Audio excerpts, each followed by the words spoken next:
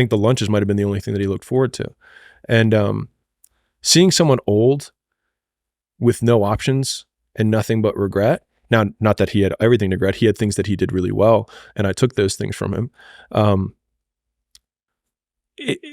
He would repeat the same lessons. You know, like every lunch, let's be real, a lot of older people kind of repeat a few key lessons, and everything that he had. He fled during the World War II. You know, he fled from the Germans and all that stuff because he had a Jewish sounding last name.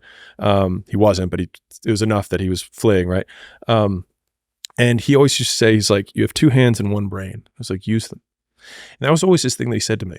And I think just like when I would think about the things that he was going up against compared to the things that we're going up against now, it just made me feel like, all right, like this is not as big of a deal as I really think it is. I don't have Germans at my door. What were the regrets that you had? Him? Yeah.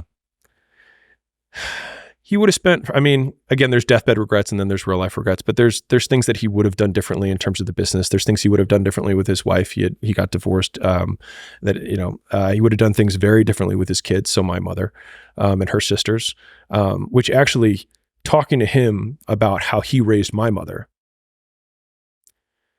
helped me in some way forgive her for some of the things that I felt were wrongdoings that she had done to me.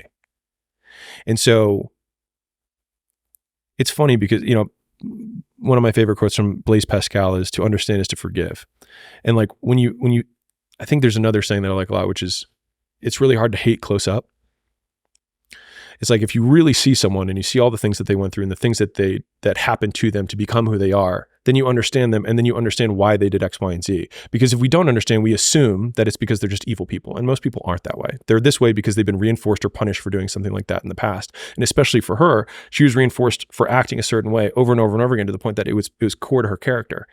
And so when that got put on me, I was like, I hate you. You're terrible. You're evil, like blah. But like, when I looked at it on a much longer time horizon of like, she was 4 years old when she came here. She couldn't speak English. She got beat up as a kid, like all these things. I'm like, you know what? Maybe give her a little grace, you know? And I remember when I came back and it was right around that same time where I realized I was giving this person all this power.